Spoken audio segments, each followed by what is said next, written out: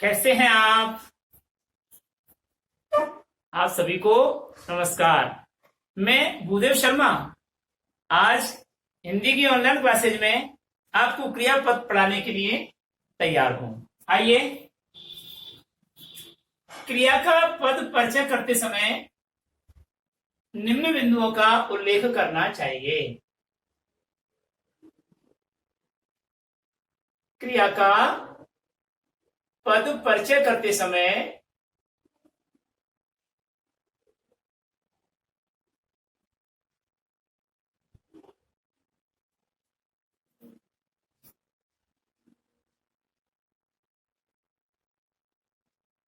निम्न बिंदुओं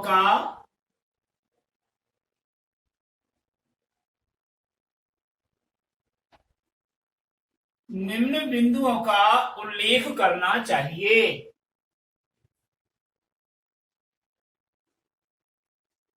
उल्लेख करना चाहिए।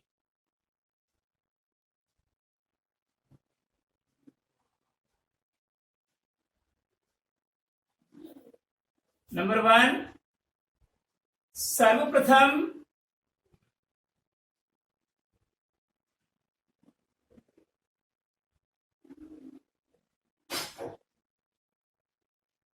क्रियापद का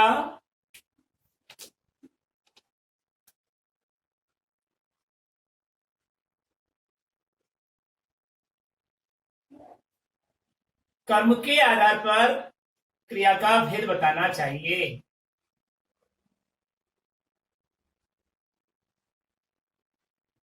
कर्म के आधार पर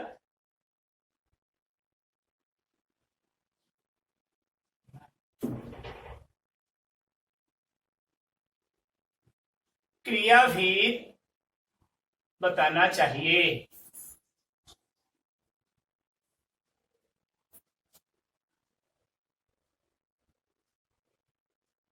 कहने का मतलब ये हुआ कि सबसे पहले उस क्रियापद में हमको ये देखना है कि कर्म के आधार पर क्रिया अकर्मक क्रिया है या सकर्मक क्रिया है। तो ये सबसे पहले आपको कर्म के आधार पर क्रिया का भेद बताना चाहिए। दूसरा बिंदु, क्रियापद में प्रयुक्त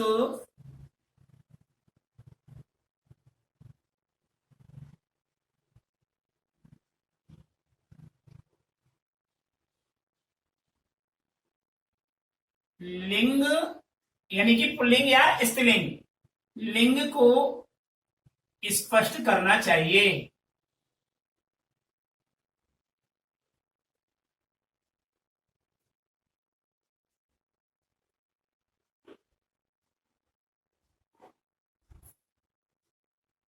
तीसरा बिंदु,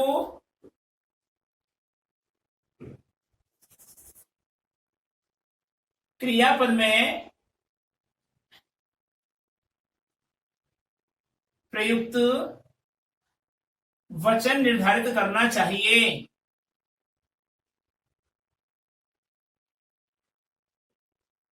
वचन का तात्पर्य एक वचन या बहुवचन। द्विवचन हमारे हिंदी में नहीं होता है, ध्यान से सुन लेना। वचन निर्धारित करना चाहिए।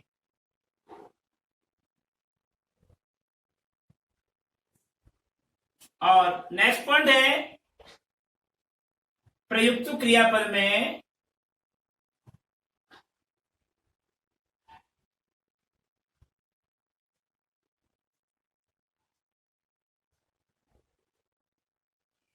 प्रयुक्त क्रियापद का काल निर्धारण करना चाहिए।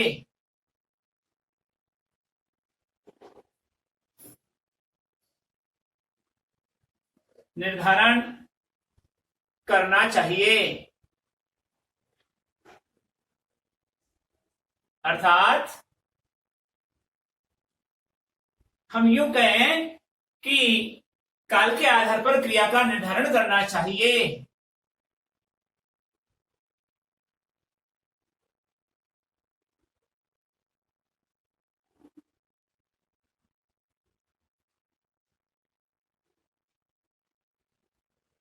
क्रिया का निर्धारण करना चाहिए।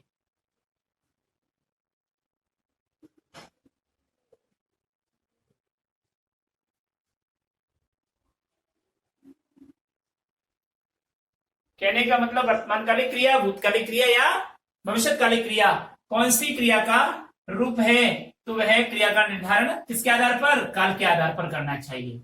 और पांचवा बिंदु, प्रस्तुत क्रिया का वाक्य में प्रयुक्त कर्ता से संबंध बताना चाहिए।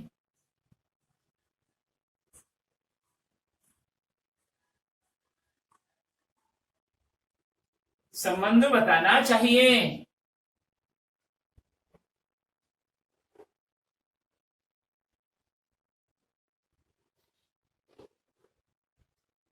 ठीक है, तो प्रस्तुत क्रिया का वाक्य में प्रयुक्त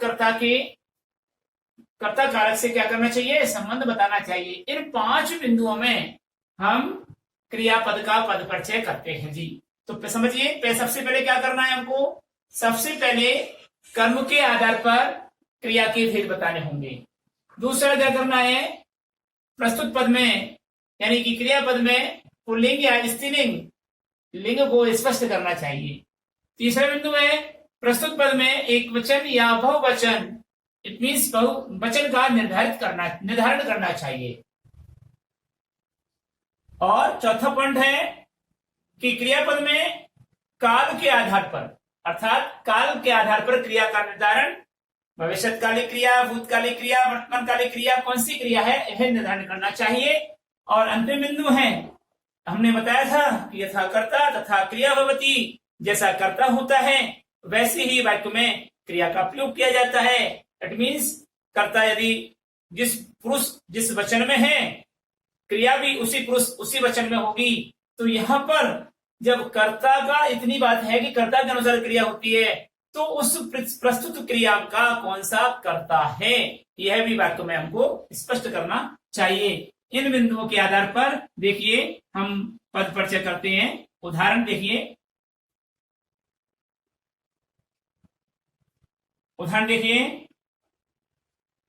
रुचिका कहती है कि वह विद्यालय जाएगी।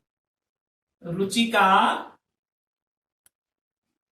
कहती है कि वह विद्यालय जाएगी।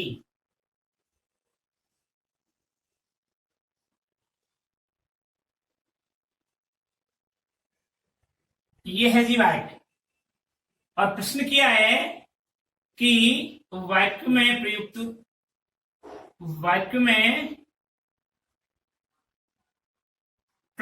क्रिया का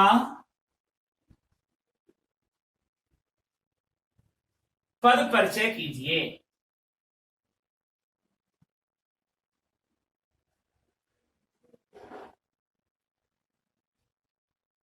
स्पष्ट देखिए, कभी रुचिका कहती है कि वह विद्यालय जाएगी। सबसे पहले तो हमको यह देखना है कि वाक्य में क्रियापद क्या है, वाक्य कौन सा है, संयुक्त वाक्य है, सरल वाक्य है या मिश्र वाक्य है। तो ये मिश्र वाक्य का रूप है, मिश्र वाक्य का रूप है, क्योंकि व्यधिकरण योजक चिन्ह की का प्रयोग किया गया है और यह क्या है, आश्रित उपवाक्य है और ये उपवाक्य है। तो मिश्र वाक्य है ये। तो मिश्र वाक्य में 2 क्रियाएं हैं, पहली ये क्रिया है और दूसरी ये क्रिया है, यानी क्रियापद 2 हुए। अब प्रश्न किया कि वाक्य में प्रयुक्त क्रिया का पद परिचय कीजिए, तो हमको कौन सी क्रिया का पद परिचय करना है? हाँ जी, हमको दोनों ही क्रियाओं का पद परिचय करना है। तो आंसर लिखेंगे,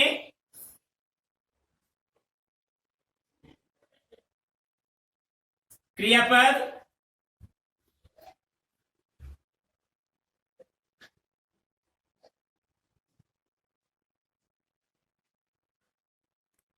क्रियापद है कहती है, और खे जाएगी, ये क्रियापद है। अब पद परिचय देखिए,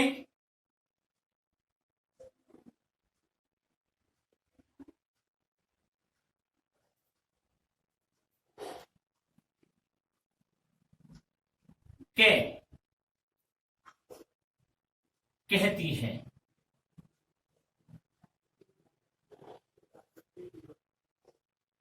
ये क्रियापद है, इसका पद परिचय कर रहे हैं। तो पहले बिंदु क्या अकॉर्डिंग, क्रियापद का कर्म के आधार पर क्रिया भेद बताइए। तो वाक्य की तरफ आइए और वाक्य यहां पर जो उपवाक्य दे रखा है, ये एक वाक्य पूरा हुआ और इसी की क्रिया है। किसको कहती है, कर्म को ढूंढने के लिए वाक्य की क्रिया को साथ लेकर के प्रश्न का वर्तमान काल की क्रिया को साथ में लेकर के प्रश्न करते हैं किसको। इसका जो भी उत्तर आता है वह हमारा कर्म होता है। क्या होता है, कर्म होता है। तो देखिए यहां पर किसको कहती है प्रश्न करने पर आंसर नहीं आता, और जब कर्म नहीं होगा इस वाक्य में क्रिया के साथ, वह अकर्मक क्रिया होगी, सकर्मक नहीं होगी। तो यहां अकर्मक क्रिया का रूप है। तो सबसे पहला बिंदु क्या हुआ पद परिचय का, नंबर 1 कर्म के आधार पर। यह पद कौन सा पद, यह, इस पद का हम पद परिचय कर रहे हैं। तो यह पद अकर्मक क्रिया का रूप है, अकर्मक क्रिया रूप में प्रयुक्त हुआ है, ऐसा क्रिया रूप में प्रयुक्त हुआ है।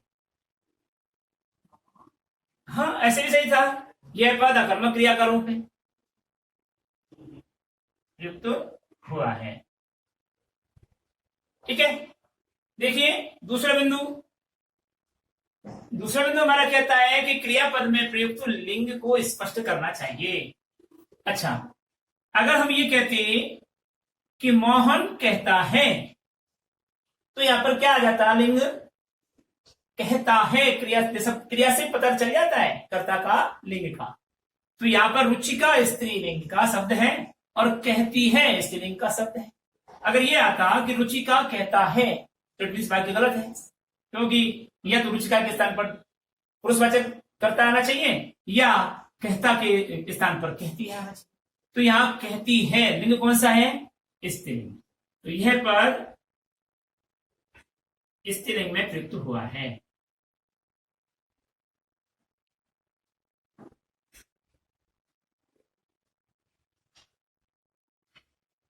स्त्रीलिंग में प्रयुक्त हुआ है। ठीक है, अगला ये अगला बिंदु आता है क्रियापद में प्रयुक्त वचन निर्धारित करना चाहिए। अगर यहां पर आती कहते हैं तो क्रियापद वचन का हो जाता, तो कर्ता भी क्या होता, वचनांत होता। तो कहते हैं यह पद क्या है, तीसरा पॉइंट पर, यह पद एक वचन में प्रयुक्त हुआ है, एक वचन में प्रयुक्त हुआ है।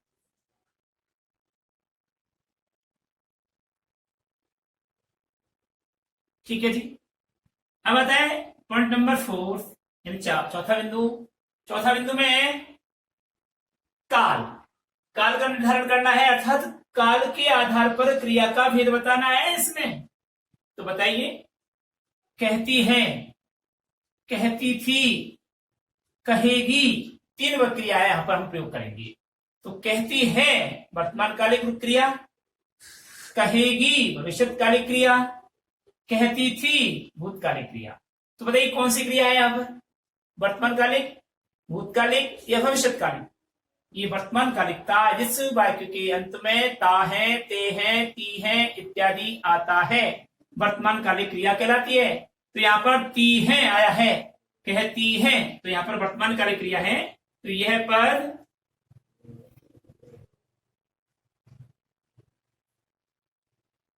वर्तमान कालिक क्रिया का रूप है।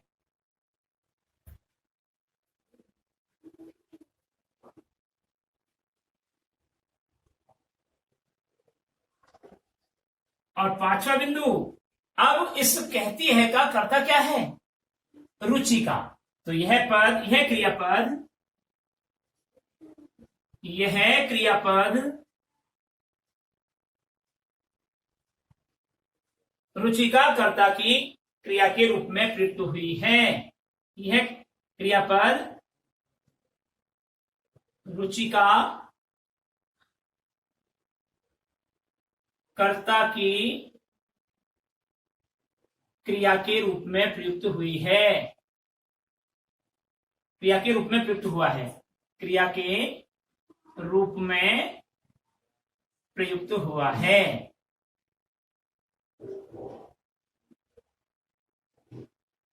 ठीक है, इस प्रकार हमने कहती है का तो पद परिचय कर दिया। कैसे कर दिया कि यह पद अकर्मक क्रिया का रूप है, अर्थात अकर्मक क्रिया के रूप में प्रयुक्त हुआ है। यह पद स्त्रीलिंग में प्रयुक्त हुआ है। यह पद एक वचन में प्रयुक्त हुआ है। यह पद वर्तमान कालिक क्रिया का रूप है। और पांचवा अंतिम बिंदु, यह क्रियापद रुचिका कर्ता की क्रिया के रूप में प्रयुक्त हुआ है। ठीक है, प्रयुक्त हुई है नहीं आएगा क्योंकि हमने क्रियापद लिख दिया, पद पुल्लिंग शब्द है इसलिए। और अगला देखिए, अब हम दूसरा करेंगे जाएगी, खेगा जाएगी।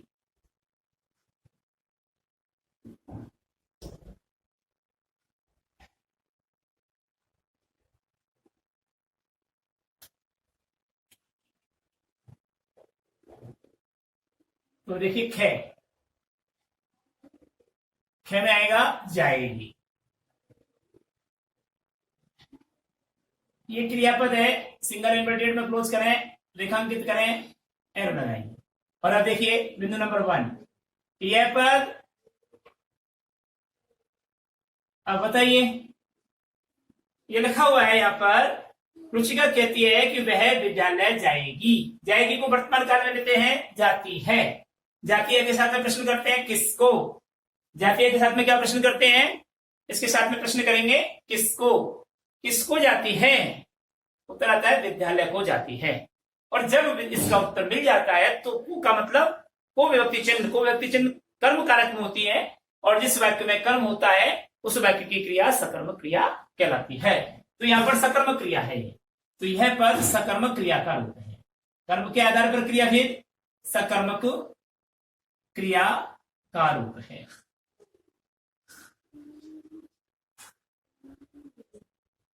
न्याय समझ में, कर्म को ढूंढने के लिए वाक्य में प्रस्तुत क्रिया को वर्तमान काल के रूप में परिवर्तित करते हैं। वर्तमान काल में बनता है जाती है। जाती है के साथ में प्रश्न करते हैं किसको। किसको जाती है, उत्तर आता है विद्यालय को जाती है। तो को कारक चिन्ह अर्थात को विभक्ति चिन्ह विद्यालय के साथ में प्रयुक्त हुआ। तो विद्यालय यहां पर क्या हुआ, कर्म हुआ। कर्म क्यों हुआ, क्योंकि कर्म कारक का विभक्ति चिन्ह को होता है, इसलिए विद्यालय कर्म हुआ। तो जहां जिस क्रिया के साथ में कर्म प्रस्तुत होता है या क्रिया का प्रतिफल कर्म पर पड़ता है उसे सकर्मक क्रिया कहती हैं। तो यह जाएगी सकर्मक क्रिया का रूप है। आए समझ में।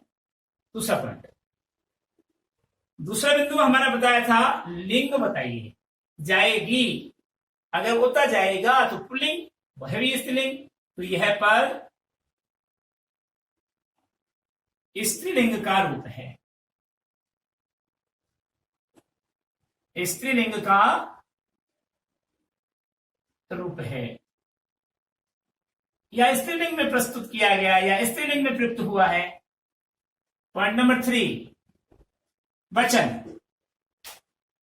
यह पर एक वचन में प्रयुक्त हुआ है।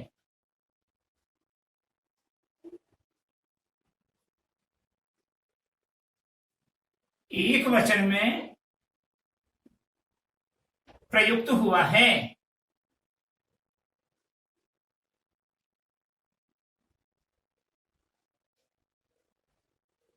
और पॉइंट नंबर 4, बिंदु नंबर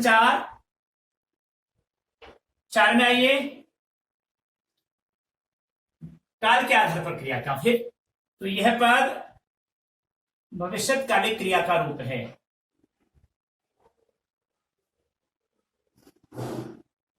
यह पद भविष्यकालिक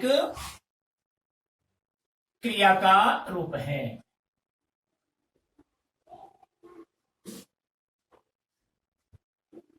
और पॉइंट नंबर 5 यानी 5वां बिंदु, यह पर वह कर्ता की क्रिया है। तो वह क्या हुआ यहां पर? कर्ता हुआ। यह पद वह कर्ता कारक के क्रिया के रूप में प्रयुक्त हुआ है। कर्ता कारक की क्रिया के रूप में प्रयुक्त हुआ है।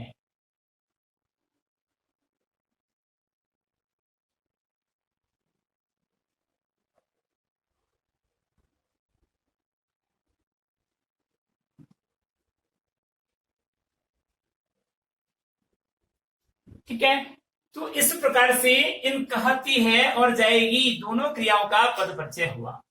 अब वो रेखांकित करके दोनों क्रियाओं के बारे में पद परिचय पूछता है और आप कहते हो सर 2 नंबर का बिंदु आएगा, 2 नंबर का प्रश्न आएगा और 10 लाइनें लिखनी पड़ेंगी। नहीं, 2 नंबर का बिंदु आता है और जब एक ही क्रिया पूछी जाती है तो 3 से 4 पॉइंट आपको पद परिचय में लिखने पड़ते हैं एक पूछने पर। और अगर 2 पूछी जाती है तो आप 2-2 बिंदु आप लिख दें या 3-3 बिंदु आप लिख दें। इससे ज्यादा आप प्रयोग नहीं करें, समय की अनावश्यक वेस्टेज होगा और आपको नंबर भी इतने ही आएंगे जितने इनमें आ सकते थे। ठीक है, ये तो आप में कॉमन सेंस होना चाहिए कि एक ही अगर वो दे रहा है, एक ही अंडरलाइन किया है, एक ही क्रिया के बारे में पूछ रहा है, एक ही पद के बारे में पद परिचय पूछ रहा है, तो हमको कम से कम 3 से 4 बिंदुओं का उल्लेख करना चाहिए। 5 करते तो कोई अतिशयोक्ति नहीं है। और जब 2 पूछ रहा है, एक से अधिक बिंदुओं का पद, एक से अधिक पदों का पद परिचय कराना चाह रहा है, तो वहां ऐसी कंडीशन में आप 2 भी लिख सकते हैं और 3 भी लिख सकते हैं। लास्ट 3 लिखें या 2 लिखें, आपको 2 नंबर आ जाएंगे 4 लाइन में। ओके, तो इस प्रकार से अगला उदाहरण देखिए।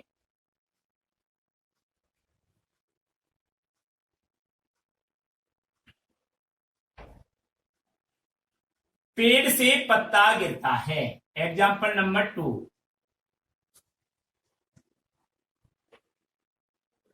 पेड़ से पत्ता गिरता है। ध्यान दीजिए, यहां पर क्रियापद छाटिए और क्रिया का पद परिचय कीजिए या रेखांकित पद का पद परिचय कीजिए, ऐसे पूछ सकता है। रेखांकित पद का पद परिचय कीजिए।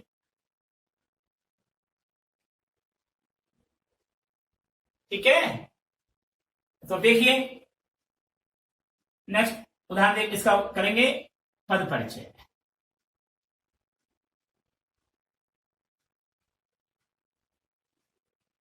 गिरता है।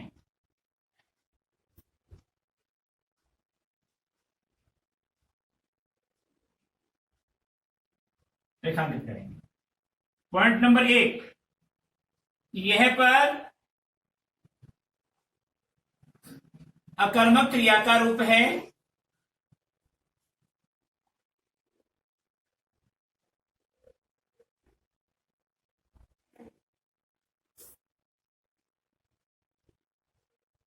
अकर्मक क्रिया के रूप में प्रयुक्त हुआ है।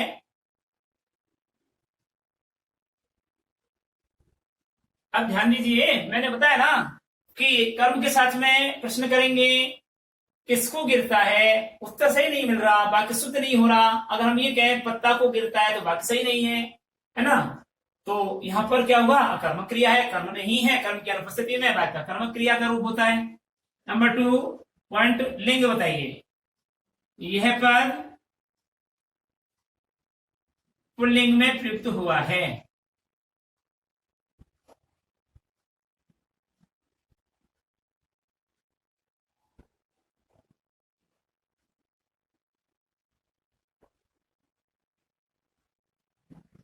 पॉइंट नंबर 3, यह पद अगर यहां था पेड़ से पत्ते गिरते हैं तो बहुवचनांत क्रिया है, लेकिन यहां पर एक वचन की क्रिया है तो यहां पर लिखेंगे एक वचन का रूप है।